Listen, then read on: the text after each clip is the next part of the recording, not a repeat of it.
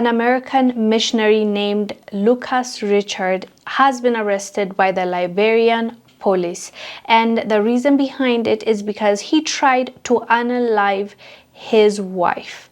But he is claiming that no, he did not do that. He actually was trying to save her because a motorcycle hit her and he was trying to help her when people that were walking by saw and thought that he was trying to hurt her even though he was trying to help her, and started harassing him. That's just so out there because there will be an investigation and it's going to be very easy to debunk that. But the unfortunate thing is the church, before the investigation even is over, they're picking a side and they're sticking by him. By the way, this man is already married in the U.S. He has, according to the mother of the girl that he tried to hurt, he has an older wife. The Liberian National Police have begun investigation against Lucas Richards, an American who allegedly attempted to unalive his girl. Richard, a missionary of the Creekside Church, is currently in police custody undergoing investigations.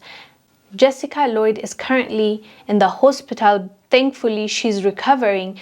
Her side of the story is totally different from his, and not just hers, but also the witnesses that were around there. First, I'm going to tell you her side of the story. She said that he called her and wanted to meet up with her because he said there was an urgent situation that he needed to handle in the US, so he wanted to meet up with her before he leaves.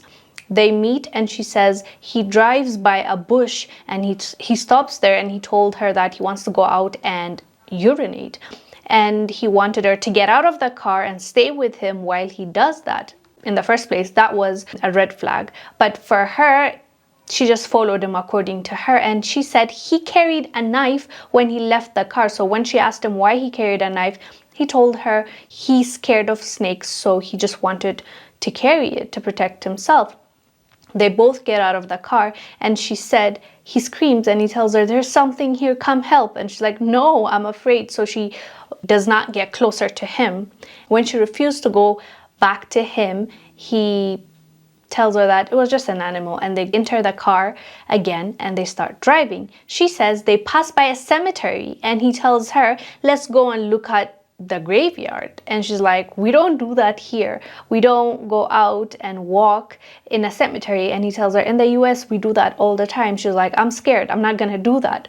Second attempt failed. So third time around, he's driving her back to her house and she says that he told her he wants to fix his tire. So he told her, "Can you kindly help me?" She goes out with him, and as they're looking at the tire, she says he's taken out a metal thing that you're supposed to fix your tire with, and he hit her from behind. At first, she didn't know he hit her. She just thought something burst, like she fell to the ground confused. And when she looked up, he was holding a knife, trying to unalive her. So in that moment, after he, I believe, did it once, someone on a cycle passing by sees them, and this witness actually also gave his account.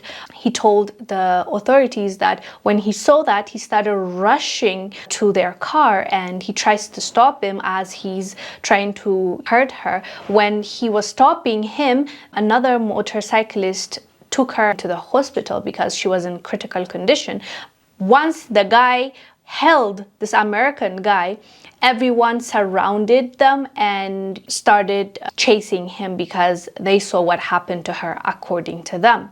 And so now the church is claiming that he was hurt and robbed and to pray for him and to help him, as opposed to the girl that almost lost her life.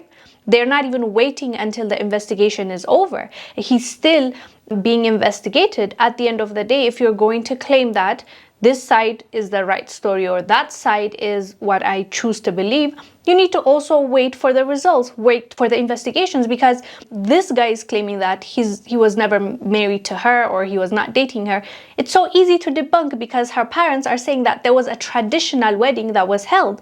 There's going to be pictures, there are going to be people. You can't make that up. the witnesses that said they saw this happening to her, not all of them can be in it. And also her wounds, can her wound show that she was actually hit by a motorbike? Because his saying that she was hit by a motorbike and he was actually trying to help her when those people, the witnesses, came and thought that he was trying to hurt her, according to him. So at the end of the day, it's so easy to debunk and it's so easy to investigate. It shouldn't even take a long time for the police to get to the bottom of this. If the investigation shows that he tried this, he's not only tried to unalive this lady, she was also his wife, and he had a first wife and he was lying to his first wife. And he was pretending like he's a missionary because he's clearly not allowed to take two wives. So yeah, people are talking about this all over social media, especially because of his account, the church coming into his defense, and also her recovering and sharing her side of the story. Obviously, it's such a horrible, horrible story, but we will get to the bottom of this once the police let us know what their investigation have uncovered. Anyways, fam, let us know down below what your thoughts are about this. I am Wongel Zelalem. I'll see you on the next one. Bye.